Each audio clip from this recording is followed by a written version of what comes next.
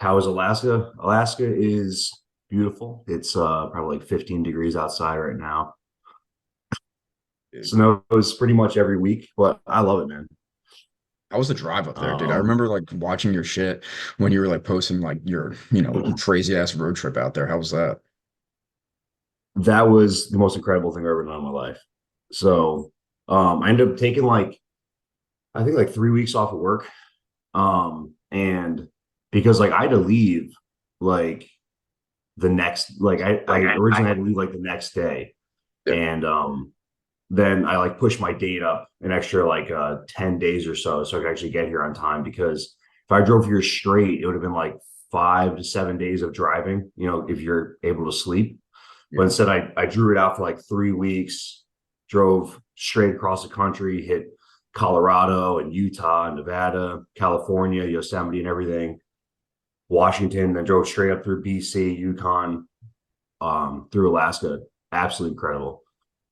Dude. And that, yeah, it looked incredible, man. How was like the adjustment with like the time zone and like weather and like the night and day there with like your actual training?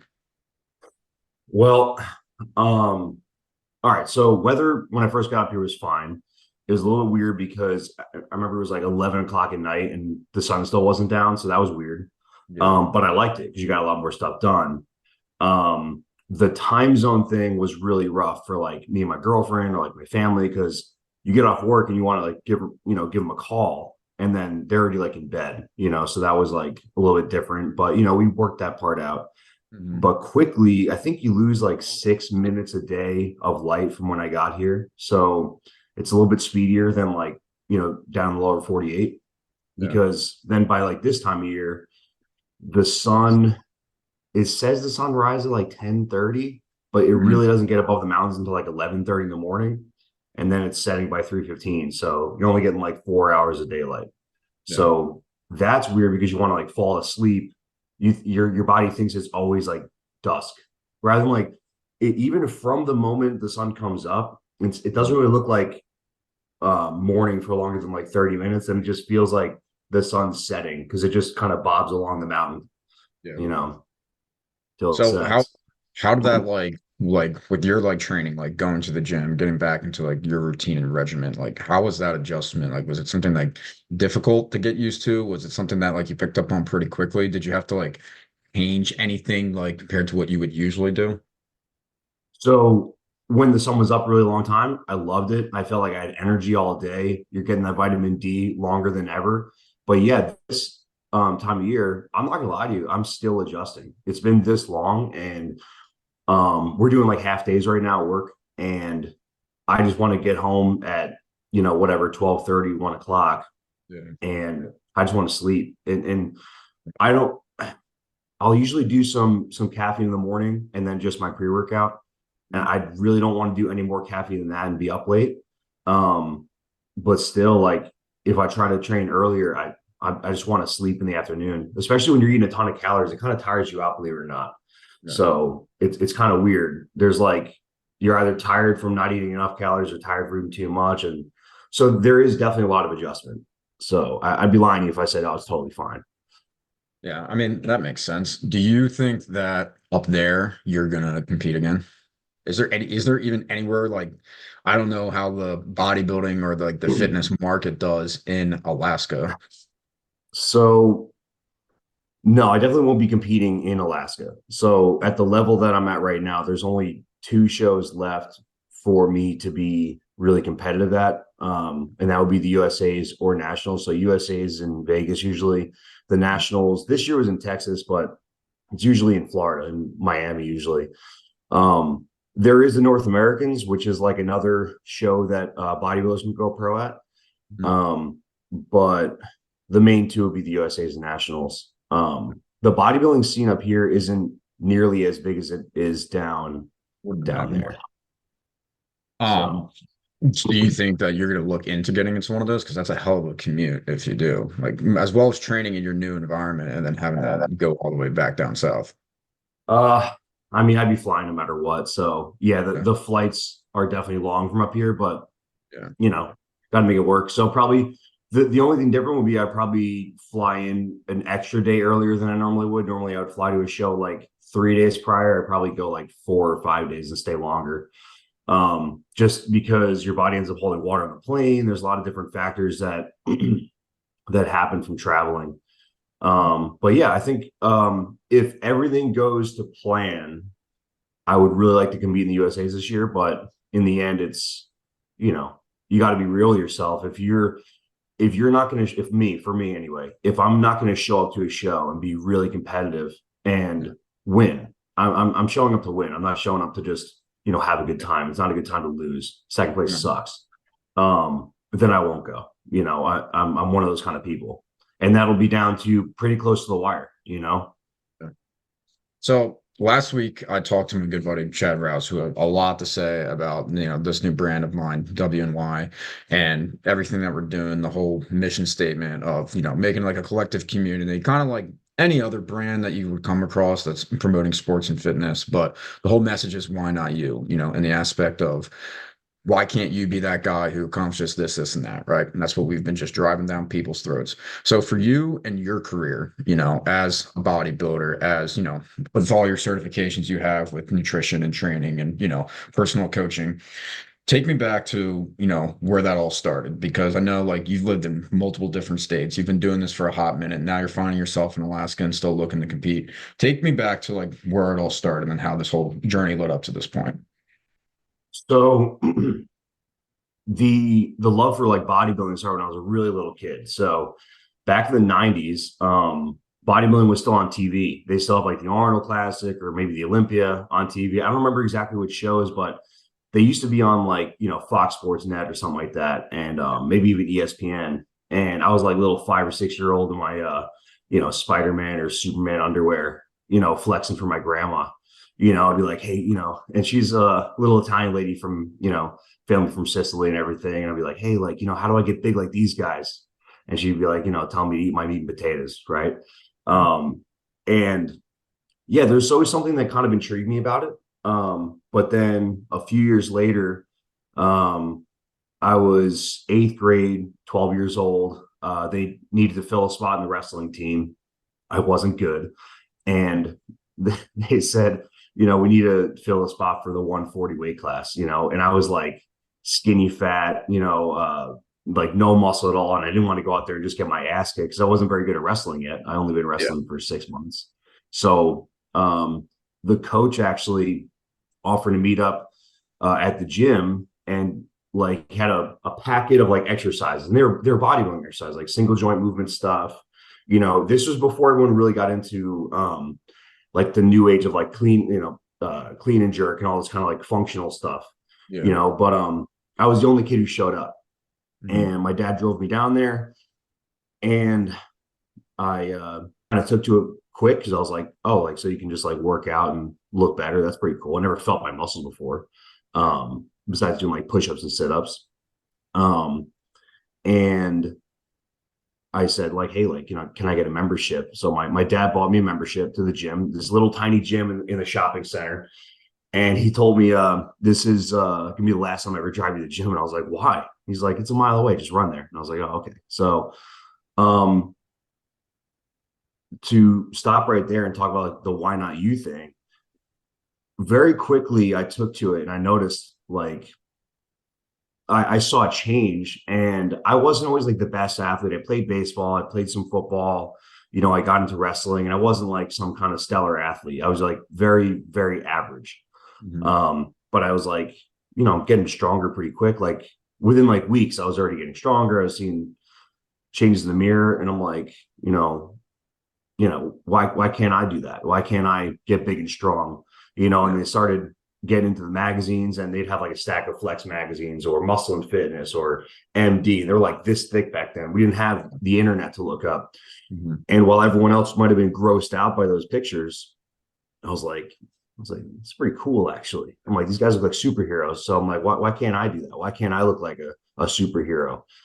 And then I just never really stopped. I'd go to the gym for like 2 hours. I'd spend 4 hours reading magazines, soaking up as much information as I possibly could.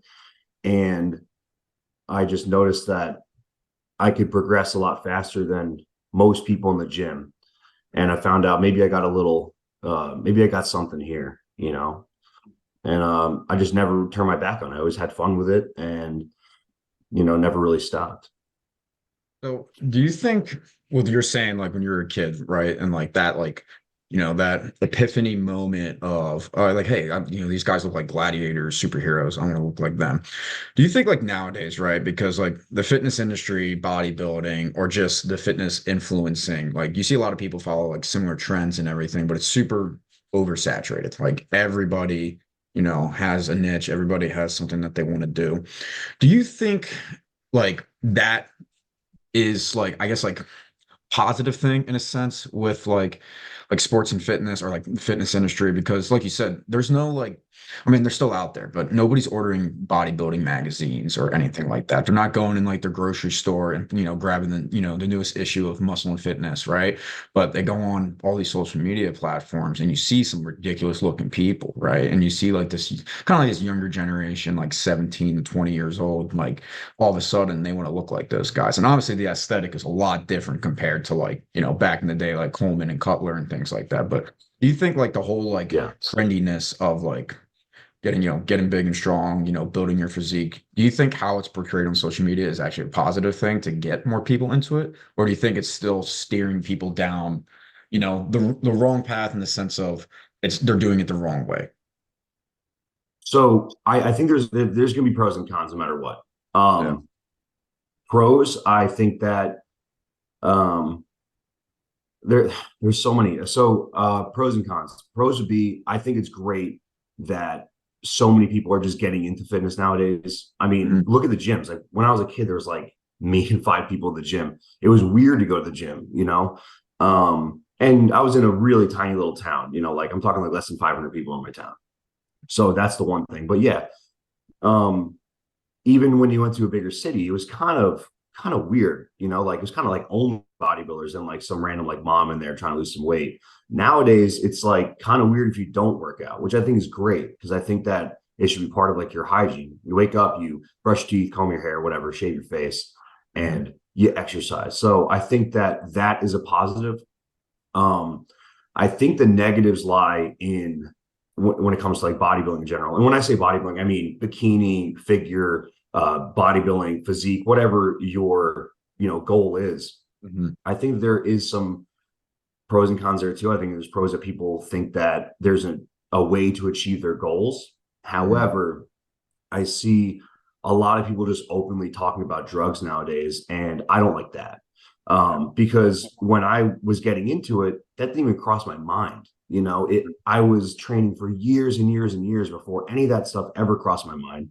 And I had people I looked up to, like, in the gym, and that we never talked about that. Nobody talked about that. I was reading magazines about nutrition and training, and Mhm. and even if it was bullshit, it was still something. It was, how do I put together a split? How do I make my workouts better? How do I eat better? What vitamins, minerals do I take? Even if they were selling something, bodybuilders back then, when they were sponsored by a magazine, had to write articles about nutrition, do Q&As, and Mhm. um, it was very, very genuine.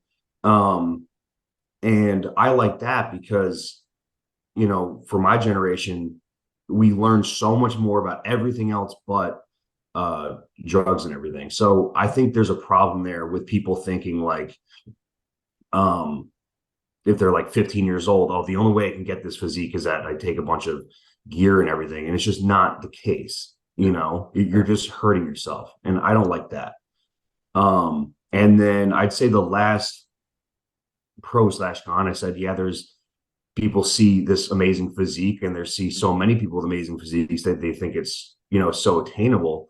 I think that's good. However, I think that a lot of people are looking at guys like C-Bomb or like these class physique guys, and they don't realize how jacked these guys really are, even the physique guys. And they Yeah. think, oh, I could probably get there in a couple of years. They start bodybuilding with the idea that they're just going to go pro.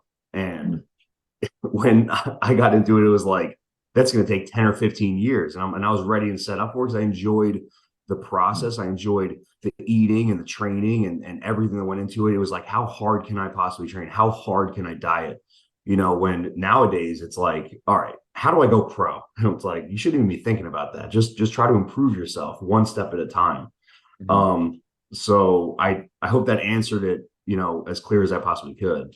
Well, it's funny that you say that because last week when I was talking to Rouse, we brought up that aspect of like people get crushed when it comes to their goals because they set it too high. Like we literally were just talking last week. Like if you're an actor, if you're gonna compare yourself to like Joaquin Phoenix or Denzel, like you're gonna feel pretty shitty. If you're a basketball player, we went through all that type of stuff. So what you're saying too, like, yeah, if you're looking at these guys like Baum and like you're looking at like your Cutlers, your Colemans, your Kai Greens, your Phil Heaths, and you just started, you're probably going to feel pretty silly realizing, like you said, that's 10 to 15 years of work. But, what do you think though, for people who are trying to get, not even if they're trying to compete, but they're trying to look that way, they're trying to build up their physique, their athleticism to those levels, whether if it's from your experience or what you think people should do, what do you think is like reasonable and attainable, like short to midterm goals moving up to that point where like you want to be looking like that superhero? Well, first of all, I think it's great to have an idol. I think, or someone you look up to, someone you can listen to that's honest. And when I say honest, I mean the guys who actually talk about the food they're eating in the train. And so I'd say, um, like attainable goals. Like if you can get in the gym and you can gain like 1 pound of muscle per month, Yeah. that's fantastic. And I'd say when it comes to goals, break it down way, way smaller. I listen to your podcast and I say something very similar to you about stacking wins. And it's something that I heard from Kai Green back in the day that he talked about. Your day should just be a bunch of goals set out, and that goal might be to just wake up on time. Goal number one. Next, goal number two, get meal one in, or if you're doing cardio, get your morning cardio in. Now you already have 2 wins. Okay. Third goal, get your meal in, get your next meal in, and you're getting used to winning rather than used to failing. If you're waking up, you miss your alarm clock. Oh, I was too tired to do my cardio. I'm not going to do that today. You know what? I was going to eat this for breakfast, but I'm actually just going to go to the gas station and have a tornado or a tornado or whatever and Yeah. an energy drink, but at least it's calories. And start. So no, don't settle for that crap. If you have to, write your goals out, write a diet down for yourself, follow it, no matter how boring and easy it is to do, and stack those wins up. And right there, that should be your first goal. Get your meals in, and eat healthier, and the next thing would be, if you're working out 3 days a week, 5 days a week, whatever, get in the gym, try to get there the same time every day, whatever. People have different jobs and everything, but just do your best to have some kind of a program or routine. And it doesn't have to look like a professional bodybuilder's, but you can work up to that and work up to, you say, why not me? Why can't I have a program like a professional bodybuilder? You can, you just have to work up to it. Not everyone's going to be able to start out eating 6, 7, 8 times a day and, training 2, 3 hours a day and all that kind of stuff, but start where you can, and you can work your program up to that guy. And the difference is that guy or girl has been doing that program or something like that for 10 or 15 years. So that's where like the reality comes when you start saying, man, this is pretty hard. Why can't I do that? I can do that. You're learning discipline, one meal and one goal at a time. And if you fail one time a day out of 10 goals, you're still 90% there. So I'd say that should be your goal, is to just be on some kind of a program. So obviously you went through that type of process, I'm sure, from the years and years of training and working up to the levels that you've competed at. And I probably know the answer to my next question here, but with living such a regimented lifestyle, stacking those wins, making, conquering those mini goals and pursuing that profession of bodybuilding, how much or how did that make you like how much better did that make you in everything else in your life? Because like people talk about like, oh, jujitsu makes you better at everything else. I would imagine that bodybuilding and that type of lifestyle and regiment and program probably translates out to everything else in life then. Oh, absolutely. I would back it up actually to wrestling, to be honest. So if for wrestling, just to be in shape, I'd have some kind of routine and regimen and everything. Getting my extracurricular cardio in rather than the team, Mhm. eating somewhat healthier. I didn't really know what to eat, but like I knew I needed protein, I knew I needed carbs. And even if it was wrong, I was still following something. And have you ever wrestled, Nick? Yeah, yeah, Okay, yeah, and I know you do like jujitsu and stuff yeah. too. And if Hmm. you're going to be competitive, you got to be on top of that kind of stuff. So Yeah. the discipline there, definitely translated into bodybuilding. And when I was around 17, I got my first like program from a friend of mine, Jason High, he's the guy who owns Steel, Hmm. and he like maybe like you just I took a pen and paper out. I wrote like, okay, eat this much carbs, this much protein every 2 hours for this, and I just followed that, and it was boring, but I just followed it down to the T. I didn't even put anything on my food. I thought it had to be that regimented and everything. Hmm. And yeah, everything else in life just seemed easy. You get up and I was getting my cardio in and everything. That's already like a win. I'm feeling good about myself. So Yeah. it's in so many different ways, it's going to help with everything else because you're just going to be feeling awesome about yourself just because you're just winning all the damn time. And then on Hmm. top of that, when you got to go do some other kind of discipline, whether that be work or whether that be, just being a good, boyfriend, husband, or whatever, everything else seems freaking easy. Yeah. So.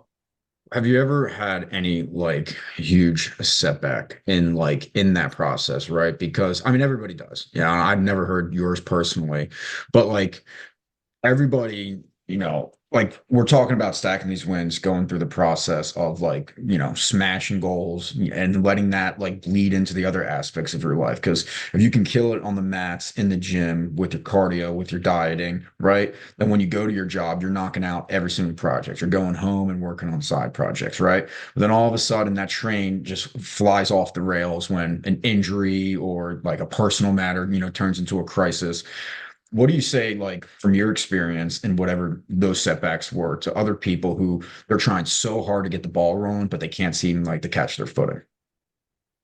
So that's where it goes back to if you win 10 times a day and fail once, it's fine. You're Mhm. gonna if you're in this game, if you're in any game, but especially bodybuilding, you're gonna have little injuries. You're gonna have setbacks. You're gonna have days at your job that you work until 7. You're supposed to get off at 5 or something.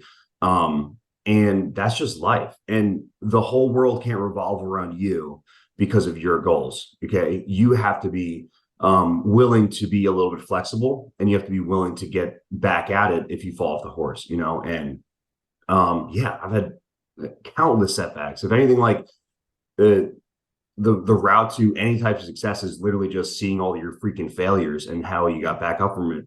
And I think that might be something that set me apart. Where I guess I'm stupidly positive. Of course, I have my boo-hoos and everything for a day or so when Yeah. something bad happens, just like everybody else. But Mhm. yeah, man, I've torn a hamstring, I've broken a toe, I've broken my foot before. Not from bodybuilding, from other stuff.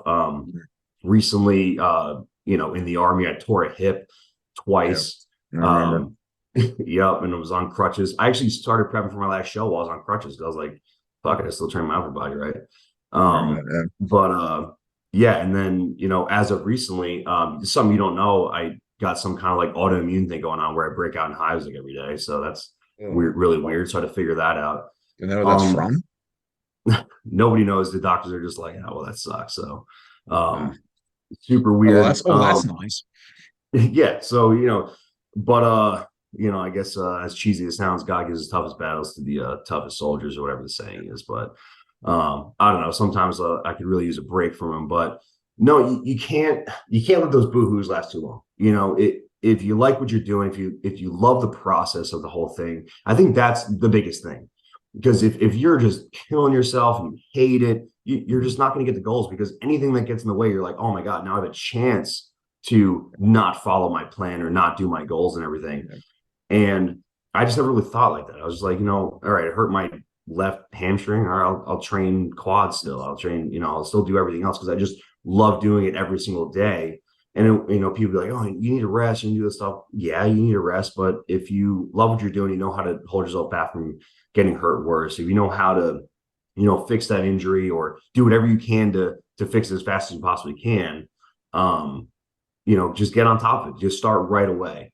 Um, so yeah, I mean, like I said, you're gonna have freaking setbacks, but you just got to keep moving forward. As cheesy as that sounds, as like empty as that might sound too, there's really not a whole lot else to it besides get your freaking mind right. You just got to keep going.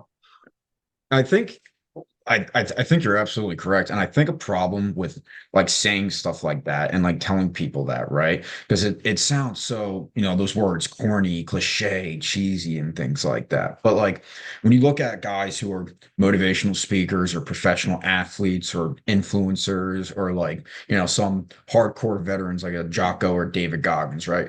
Everybody, whether if you're, any type of athlete, military dude, and whoever you are, you look at that stuff and you're like, oh, it's so old. Like, yeah, work hard, blah, blah, blah, blah, blah. But like people just sometimes I think need to like just listen because what they're saying, and the things that you're saying right now too, like that's the gist to it. There's no other way around it, right? And like you said too, if you don't love what you're doing, if you don't love training and eating every day, if you don't like, hitting the track every day, whatever it is, like if you absolutely hate that, like you hate that, then why are you really doing it then?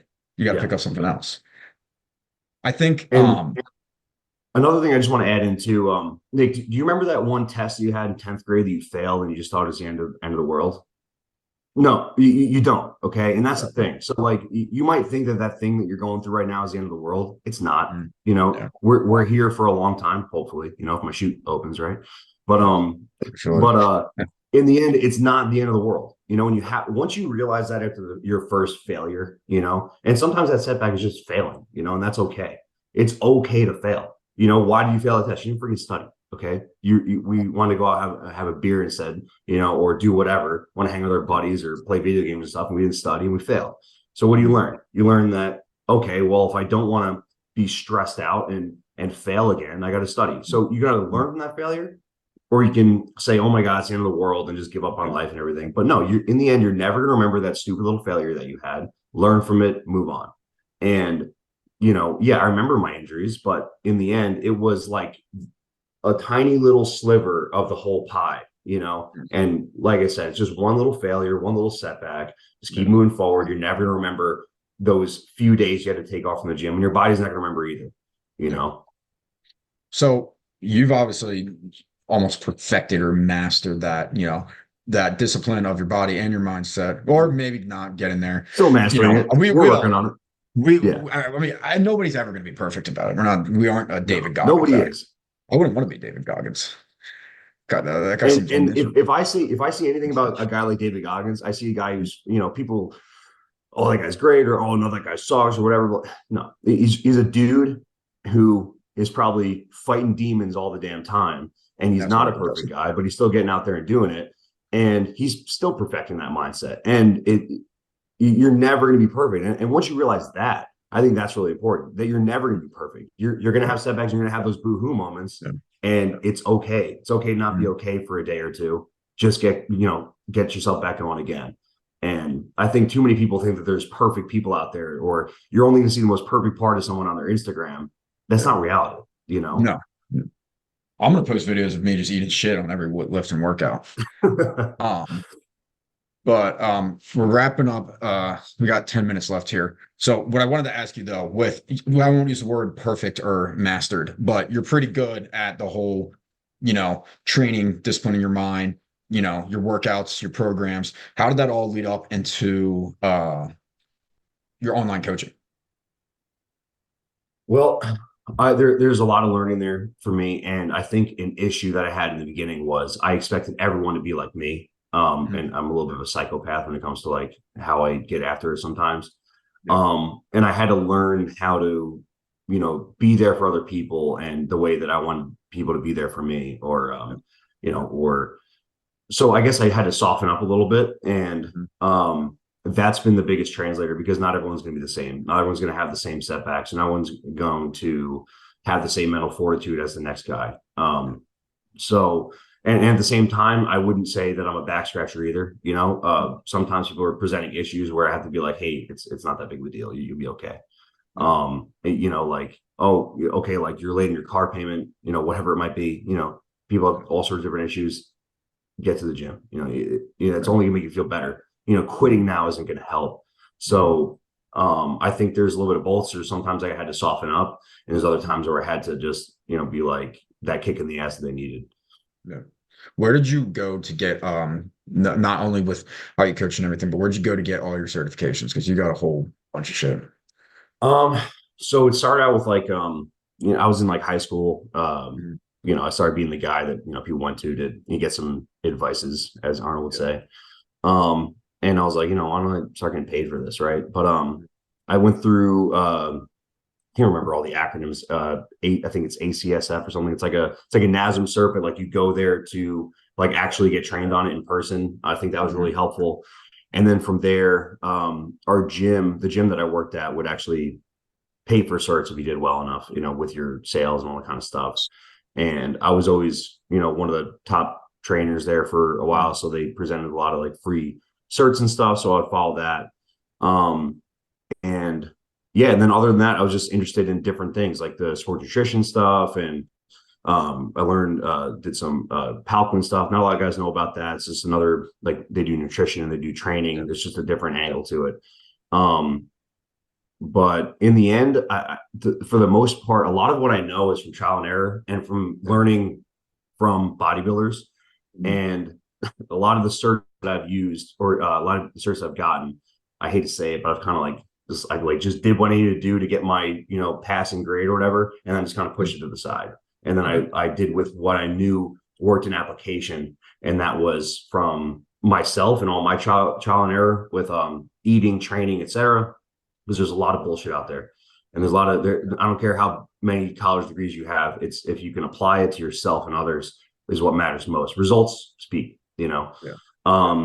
So yeah, going through more important than anything else was going through mentors like Jason Hull, the guy who won Steel, and other trainers like the guy who handles hypertrophy coach. He was one of my bosses at one point. Learned a lot from him. Learned a lot from a lot of great trainers and bodybuilders out there. And then like what was it? I don't know. Just get rid of all the bullshit and then try to take a small percentage of what everyone else shows you and see what works, and then you're going to make up your own kind of programming the way you do it. So yeah, I kind of took your question and kind of went off to the side a little bit. That's what I figured, because like I can't imagine that every program or certification, class, course, whatever it is, like they're not going to give you all the right answers, right? Like No. there's going to be things, one doctor or nutritionist or trainer is going to all have 1,000 different opinions on how to do one certain thing, how to go about one certain thing. But yeah, man, I'm happy to see that you're doing well, and I'm grateful that you came onto the show to spit some knowledge and share your story. Wish we had some more Yeah, time, but we'll definitely have you back on the show again, probably sometime soon, or whatever you want, whenever you feel like going off about something, or dude, helping us anytime. out. Absolutely, brother. Yeah, I All was right, I was man. being nice today. I was trying not to rant or anything. So Hey, next time we'll make it more explicit, bro. yeah, if you want. Oh, yeah, we can send it. All right, brother.